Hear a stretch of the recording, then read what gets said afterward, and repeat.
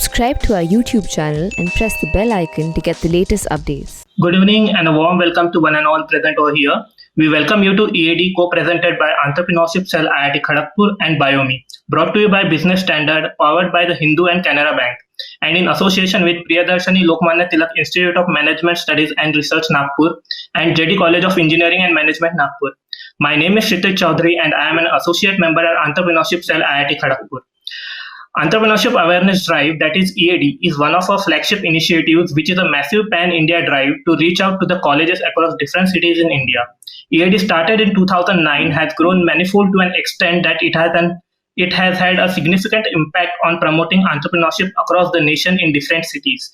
In 2019 edition of EAD, we successfully covered 17 cities across the country.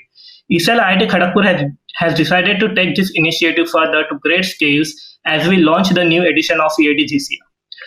Within every single one of us lies a hunger to lead, a zeal to excel, and an intense desire to change the world. Dormant perhaps, unrealized. With this comes the zeal to become independent, and hence our theme for this year is catalyzing a self-reliant India. Today we have with us Mr. Shekhar Gupta. Shekhar Gupta is founder and editor-in-chief of The Print, a digital startup building a new editorial space of non-hyphenated liberalism, neither left nor right. Liberal on society, liberal on economy. He is a prolific columnist with a highly influential column National Interest, which is translated into 7 languages. A selection of these columns were collected in the best-selling book that is Anticipating India.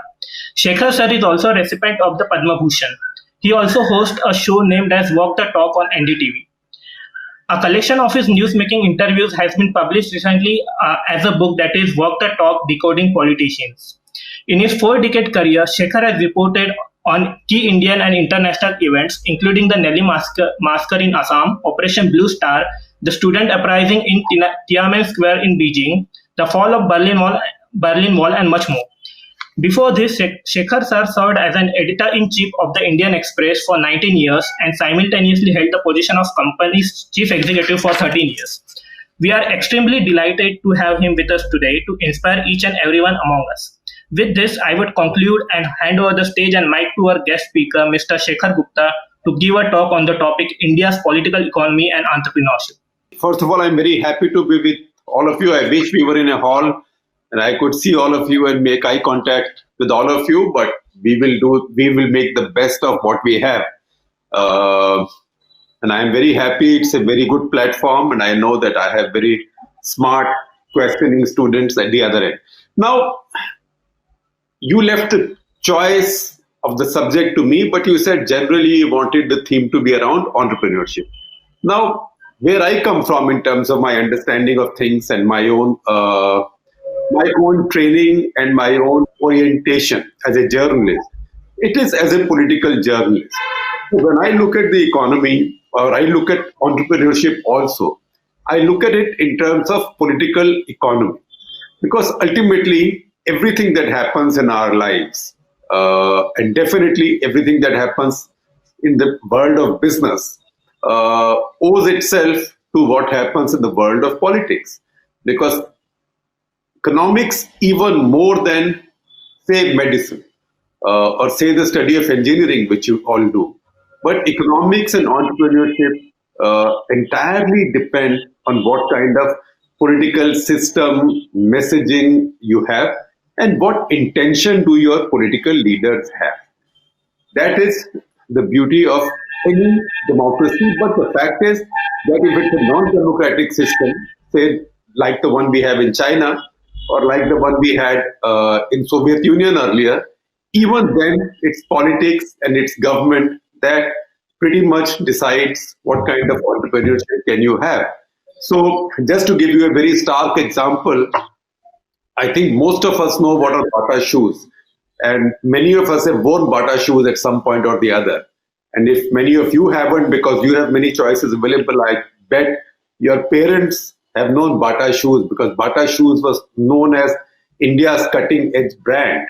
And I think for a long time when we were children, we took great pride in the fact that we make such great shoes which are world class. Now, which is true, we made those shoes, they were world class and we wore them. But Bata was not an Indian company. And Bata was not an Indian brand. And this is something that even I wasn't sort of conscious of for a long time, having been brought up in small towns. It's when I went to Prague in January 1990. I was then traveling through Soviet Union and Eastern Europe for India Today magazine, covering the unraveling of the Iron Curtain and Cold War and the end of communism, etc. And when I landed in Prague late at night, driving, I checked into some small hotel with my photographer colleague in the mall at Wenceslas Square, which is Prague's most famous and most crowded square. So when I woke up in the morning and looked outside the window of my hotel, I saw two streamers hanging on the building opposite mine from top floor from the roof to the street level. And these two streamers said, "Welcome home, Mr. Bata." I said, "What is this? Welcome home, Mr. Bata. What does it mean?" And then I realized, pre-Google days, I realized somebody told me, "Oh, that's a gentleman called Mr. Bata. He used to make good shoes, but because we had communism and we stopped all private enterprise, he left Czechoslovakia. It used to be Czechoslovakia then, now it's Czech Republic and it's broken up. He left Czechoslovakia and he went to Canada and became a Canadian citizen. But now that Václav Havel has come and we have ended communism and we want private enterprise back, he's now coming back, so we are welcoming him." So look at this, that politics drove a man, an entrepreneur like Bata, who had a great brand, leave his country, go to Canada, and then he set up some kind of a franchise empire in India, so where basically he was using his knowledge, know-how, and brand name and producing in India. In fact, if you see the teleserial version, I mean, the book is a bit prohibitive for me to read, 1300 words, but I'm sure many of you have read it. If you read Vikram Seth's book or watch the teleserial on it, Mira Nair's teleserial, you see a shoe company in which one of the protagonists work. And that shoe company is called Praha. And it's run by Czech managers and owner. Praha is the Czech name for Prague. So I presume that is actually actually a reference to Bata. So you've seen what politics can do to entrepreneurship and the economy. We feel very proud now. In fact, there are far too many of them.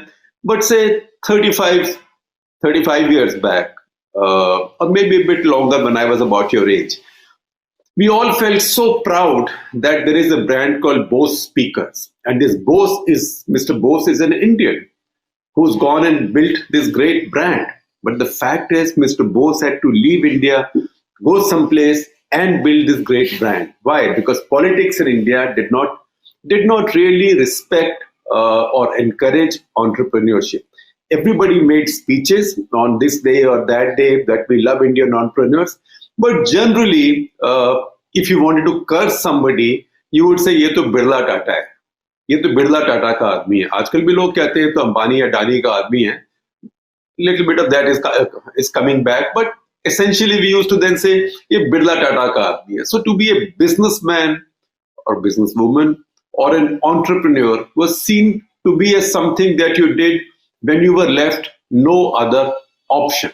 So I watch the movies of the 50s now in lockdown times, and we've learned to use OTT platforms now. So I watch movies of the 50s and 60s, the great black and white era.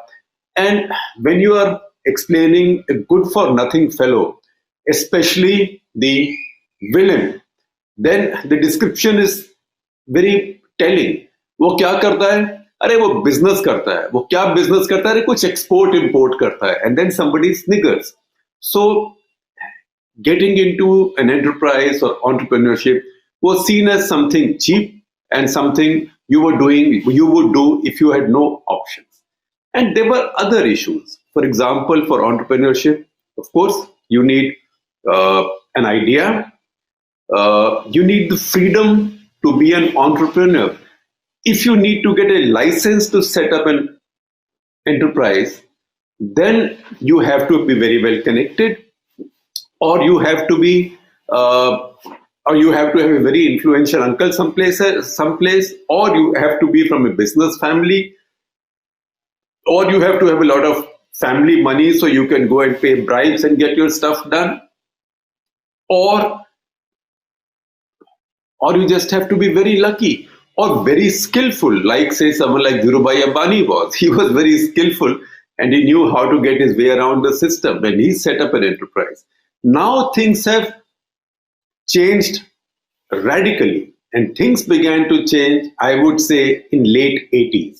Late 80s, we today celebrate Infosys and Wipro and TCS and the rest, but the beginnings of India's computer revolution or IT revolution were in Rajiv Gandhi's times, when Texas Instruments were allowed to come into India.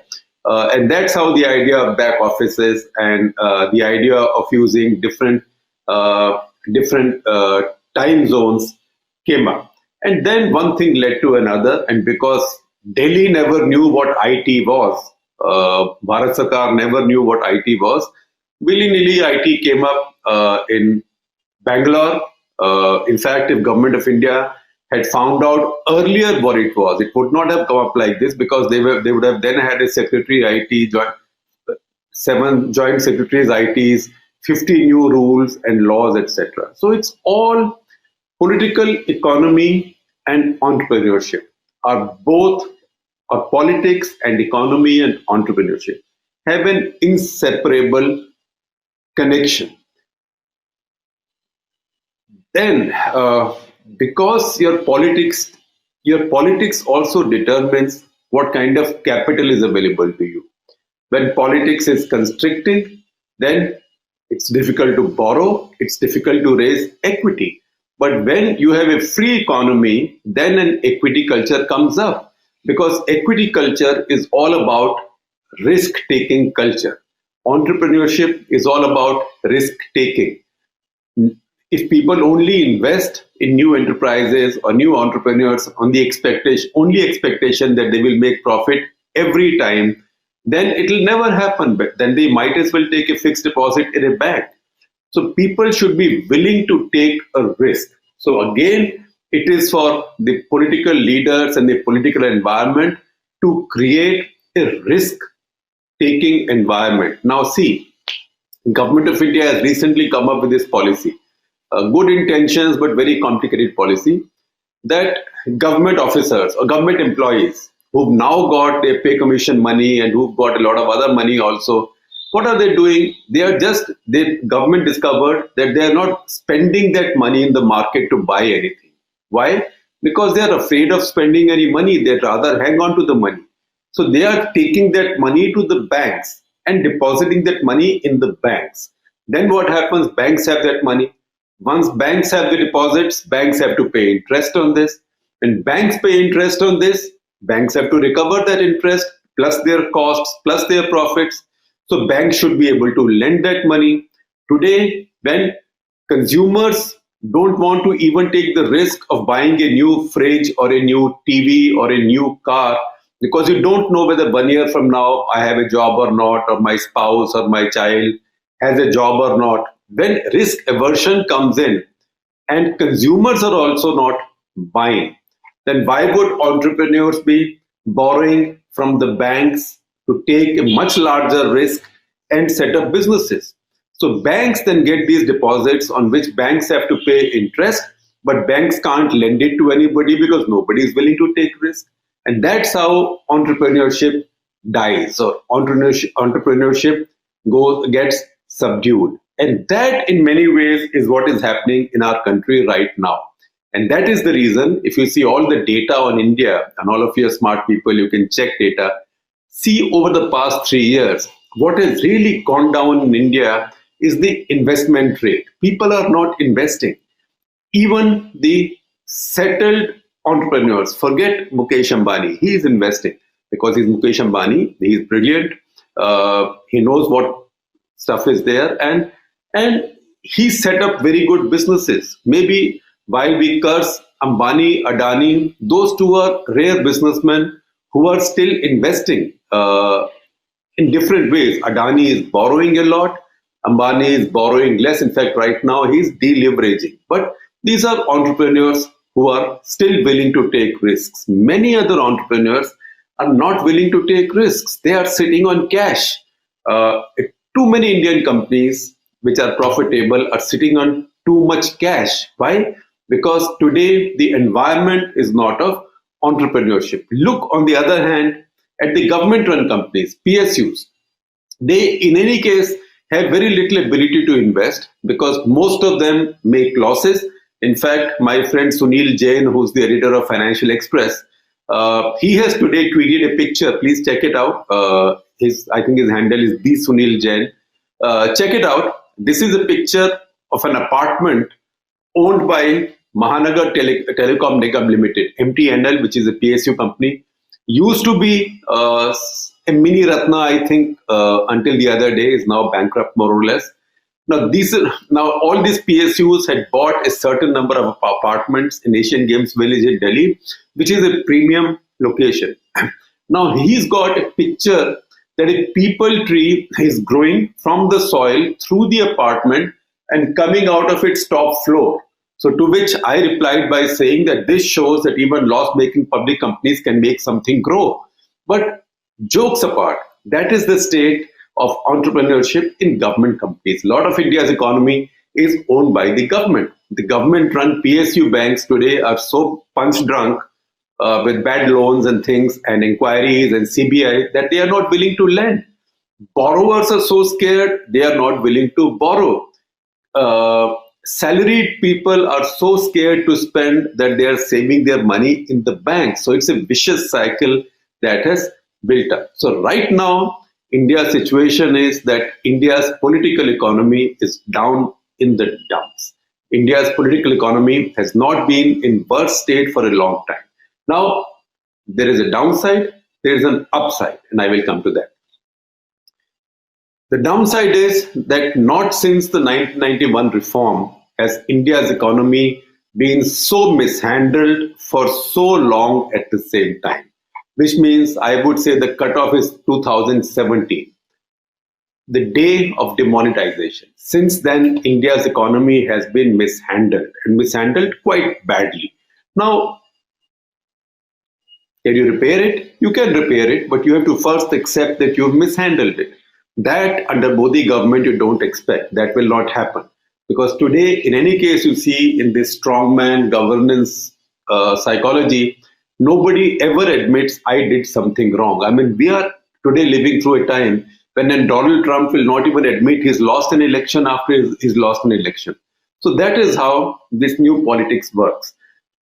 So the downside is that things are bad for 3 years, and we have not felt the hit as badly as we should have, simply because the previous 2 decades were so much better.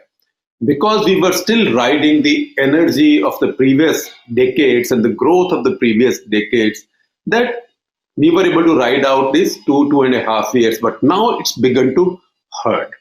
So the upside is, this is the downside. The upside is that the same government is now realizing that this has gone too far. And if the economy continues to be in this state, then maybe no talk of love jihad, no talk of the temple, no talk of surgical strikes will be able to win them another term in 2024, because that's what matters to them. And that's, in a democracy, is a good impulse. That is how democracy still makes you performance oriented. So now this government is trying to do a few things. We have seen the big labor reform and we have seen the big agriculture reform. Though both those sets of laws are good laws, but once again, the beauty lies in the implementation. How will they be implemented? Can this government implement these as well as they should be when it's at war with so many state governments, particularly state governments of those states where BJP is not ruling? So can you have that hot war with the state governments putting CBI, ED, etc., after them and their leaders, at the same time get them to buy into your idea of new reforms. So those are the new challenges. But the upside is that now Modi government has begun to do some big ticket, bold reform. My question so far with Modi government is, and I think I will conclude on that note, my question so far with Modi government is, and something that I've written many times about, that because they have so much political support and they have so much popularity, they are able to do the political heavy lifting. So they can take a big decision. But they are not the best when it comes to follow up and implementation after that. Now, even if you look, I'm digressing, look at the example of Article 370, more or less, or maybe rendering Article 370 infructuous in Kashmir. That was more than a year ago. I also welcomed it because I knew that this is a law which had, or this is a section of an article in our constitution which had outlived its life. Since 1950, this was being diluted, and now it had been taken out. In fact, what I said at that point when this happened was that all the governments of India so far were killing this Article 370 slowly, like halal. What was being done on halal basis earlier, now Modi government has done on jhatka basis. So they've done it in one go. But what's been the follow-up? Is Kashmir much better off since then? Have the Pakistanis stopped their mischief in Kashmir since then? Pakistan, in fact, has got emboldened now to hold an election in Gilgit-Baltistan. So the follow-up to big, heavy lifting changes has been wanting in the Modi government. And that's the big test now, that how well can they follow up on the new reforms that they've carried out on agriculture, labor, and now many on investments also. They talk of minimum government, maximum governance. But look at where the size of our government has increased in the last few years. Look at how our taxes have gone up. We are a strange country where corporates pay less than half the tax at the peak level than individuals pay. How that makes sense, I don't know. So there is a lot of irrationality, but I'm also hoping that because there is a pressure now from the economy, and that pressure is political, because you know that people are hurting, you know people are not getting jobs, you know that people like you, young people in good institutions, many of whom voted for Mr. Modi because he got a large percentage of the young educated vote in India. They are asking questions, and they will be asking more questions if this economy continues. So once again, what the damage that politics had caused to Indian entrepreneurship, politics after 1991 repaired that damage. The damage that politics again did to entrepreneurship 2017 onwards, I'm hoping now is in the process of being fixed. So I will stop on that note and I will take your questions now.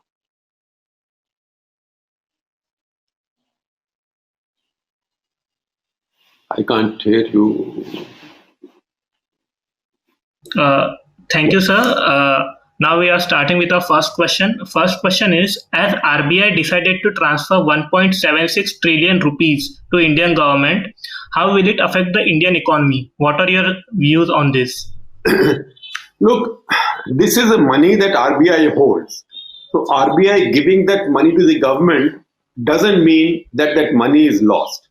The question is, what is the government spending that money on? Is the government spending that money to create productive assets, or is the government spending that money just to pay its employees more pay and allowances, a new pay commission, a new something? Or is the government simply using that money, good money, to throw it after bad money? What do we mean? This is good money because this is money that RBI has earned for the government. This is the government's money. This is the Indian taxpayers' money, Indian citizens' money. But PSU banks, which keep suffering losses all the time, and every couple of years, government then keeps throwing money at them by way of equity to underwrite their losses. Now we saw Yes Bank got sold out. Lakshmi Vilas Bank, private banks, now got sold out. If government banks were to be assessed to the same standard, then barring a couple of them, barring maybe State Bank of India, Bank of Baroda, Punjab National Bank, maybe a couple more, all the others would have shut down a long time back. Why are they not shutting down? Because government keeps putting more money into them. Trillions of rupees have been put into these banks. These are endless, andha kuwa jisko bolte hain, endless wealth. So if government takes this money from RBI and then again uses it to fund the losses of its own businesses, which are designed to make losses, which are designed to leak, then it is very damaging for India. If the government uses it prudently, that would have been a great thing. Maybe to build infrastructure, productive assets, things like that. Okay, sir. Sir, next question is, how can we use political economy to boost a startup? Well, I think I did answer that question in several ways in my talk. First of all, you genuinely need minimum government, maximum government, but that is not the reality right now. In fact, our government now is getting larger and more complicated and more cluttered. You have to go to government for more clearances now than you did 5 years back. And government's getting into newer and newer areas, particularly with import controls and things. A little bit of that return of the Udyog Bhavan is taking place at this point of time. So government has to deregulate, government has to set up impartial regulators, and government has to get out of the way. Then second thing in India is the cost of capital and the cost of capital investment, which means the cost of land has to come down. The cost of electricity has to come down. In India, you have this distorted situation where in the name of supporting the farmer, you give electricity free, and then you subsidize that by charging the industry at a very high rate. So your industry then no longer remains competitive, say, with the Chinese industry. So all those distortions have to go in our economy. When some of those things begin to happening, I think entrepreneurship is doing reasonably well right now. But when that happens, it will do much better. Okay, sir. Thank you. Next question is, can you share your story? How did you started the print, and what problems did you face? Well, I think that will take a full session, so I will not go into the details. But I'll say that biggest problem in my mind was that I was not a digital native like all of you.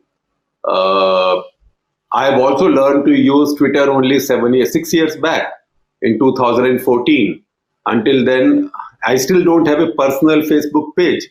I have a public page that someone else manages. So I was not a digital native. And I wasn't a user of news on digital platforms until a few years ago. So it was just a diffidence. Although friends of mine, including Nandan Nilekani, they were telling me that, look, you don't realize that digital technologies have lowered the entry barriers into news media. So you can get in. It's much more possible and plausible now to get in. So that was the biggest problem. And second, then obviously you have to raise some capital and you have to build a team. Building a newsroom is a big challenge. And it takes its time. You can't do it overnight. And you can't just pluck people from trees and here and there. You can't go to an IIT and take 50 new people. It doesn't work like that. You need people with different skills, different interests, different specializations. So all that is challenge, but now the big challenge is revenues. Okay. So next question is, where do you see the difference between print and digital media with regard to the independence they have and how they operate? Look, I don't think independence of the media depends on the platform. It's a wrong impression that digital can afford to be more free than print. That is wrong. In fact, digital platforms strengthen print, and similarly, digital only institutions learn from the print. The print as in the print medium. That's the reason we called ourselves the print. That while we are on digital platforms, we take ourselves as seriously as the print publications do. So I don't see that distinction. In fact, what causes confusion is that a lot of the digital media does not follow old institutional patterns. Now, I'm not saying that by way of making a judgment on them.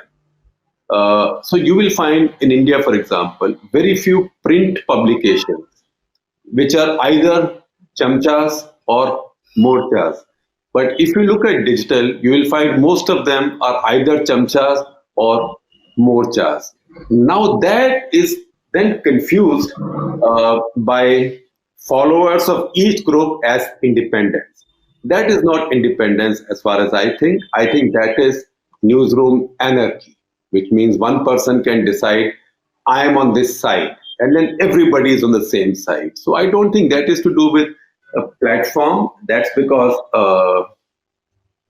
now digital has allowed a much greater proliferation of media organizations. You've begun to see a lot of this. So next is, what do you think the Indian government needs to do to jumpstart the Indian economy and put it back rails post COVID-19? Well, I think I mentioned some of that, quite a bit of that in the talk. I think government of India has to find a way of getting out of our lives, getting out of the entrepreneurs' lives. It has to calm down its tax departments. It has to stop misusing its tax machinery, its investigating machinery to target people. Because you might target someone politically, but those fellows in those agencies are getting ideas that now they have powers and they can do many things. Similarly, the idea that ministers and bureaucrats sitting in Delhi are so smart that they can decide what somebody should be making, where somebody should be making it, etc., or what somebody should be doing, that is rubbish. And that has to go. So government has to withdraw from our lives, and government has to focus on what government is supposed to do, which is build better education, build better healthcare, build better highways, railway, airports, ports. So government has to do what the government needs to do. Government has to run better embassies. India needs a lot more diplomats. India has too few diplomats. So those are areas where government has too little, and government should expand. On the other hand, government is expanding in areas where it's not needed. So next question is your views on the FDI in India after this COVID-19, as India is next biggest market after China in Asia. Look, I know I keep seeing data on FDI figures, and FDI figures for India are very good. But you should also analyze where that FDI is coming in. A lot of it lately has come into Reliance's companies. Now, you can call it FDI, but that is not greenfield. That is not FDI. That is setting up new enterprises and jobs in India. A lot of it is brownfield. With now SR Oil got sold to a Russian company, I think it was $13 billion or $14 billion. It was FDI, but it is not something that's now come in and created fresh enterprises and new jobs. Similarly, in the past, Ranbaxy got sold. It was then touted as, oh, fantastic. In the year of the global economic crisis, 2008, India had one ticket of $2 billion foreign investment. But that was the sale, that was brownfield. It wasn't greenfield. FDI really works for a country when foreign investors come and set up large enterprises in our country. And for that, they need a much freer environment than unfortunately is available right now. They also then need, if you look at India's global rankings in ease of doing business, the two areas in which India does very poorly. One is construction permits. It takes you forever to get a construction permit. And second is enforcement of contracts. Because our legal system is so cumbersome, takes so long. And our government at the top is dishonest. Our establishment at the top is dishonest, and I don't mean Modi government or a Manmohan Singh government, our government. Because if government was not dishonest, then after losing the case to Vodafone in Supreme Court of India, why would they then amend their own law retrospectively, 650 years back, to say jiski lathi uski bhains? And then again, after losing that case at international arbitration, they would still not have this self-respect to say, all right, now we accept. So you lose the case in your own Supreme Court, you lose the case in the biggest global court, and then you say, "Iski lathi uski bhains." So that doesn't work. Okay, sir. So next is, what do you think that how can a person choose a field to start any startup? Well, you have to see. I mean, some states have good culture, good business culture. I see that Karnataka has good business culture. I see that Maharashtra has good business culture. Tamil Nadu has good entrepreneurial culture. Some states struggle. West Bengal struggles for various reasons, or has struggled historically. And it's for the chief ministers now to change things. And I see the chief ministers are now competing. So, but you will look at some basic things. You can look at the price. You will see the price of land.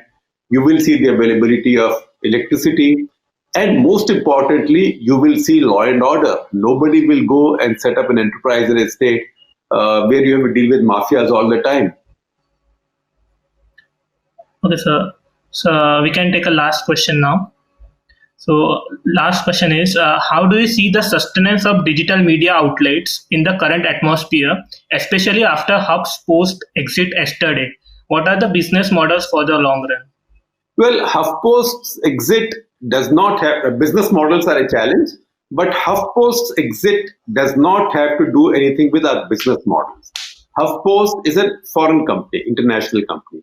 Now, for it, there are laws in India whereby a foreign company cannot produce news media in India. That's a law, and that's continued for a long time. All that's happened lately is that Government of India said that what applies to TV and print news media will now also apply to digital media, which means that anybody in digital media who has FDI has to now either keep it to 26%, or if they already have more than 26%, then by 31st October 2021, they have to bring it down to 26%. Now, Huffington Post is 100% foreign owned. For them to continue working in India, they would have had to sell 74% equity to Indians. That they didn't want to do, and that's the reason they have shut down. So that's a completely different story. Now, business models for digital, ultimately, all business models depend on the consumer, on the customer. So digital media basically has to convince people to pay for the news that they consume on digital media. Because people think सब कुछ free मिलना चाहिए, because digital has spoiled people. They are used to getting it all for free. Now we have seen in some of the more developed countries, people are paying for news. The New York Times, Washington Post, Financial Times, Wall Street Journal, Economist, they are all now booming with subscriptions. So we are hoping that in the course of time, Indian customers will also start doing that. I am very happy that many of our readers and viewers are now taking subscriptions for us. While they don't have to, because we are not behind a paywall, we give them some benefits and we will add to those benefits. But I think that is the way to go. So that and a combination of advertising and other activity is what will make digital media sustain. Okay, thank you very much, sir. I, on behalf of Entrepreneurship Cell IIT Kharagpur, extend a hearty vote of thanks to the Honorable Chief Guest, Mr. Shekhar Gupta, for sparing out some time of his busy schedule and providing his insights. Thank you very much, sir. Thank you.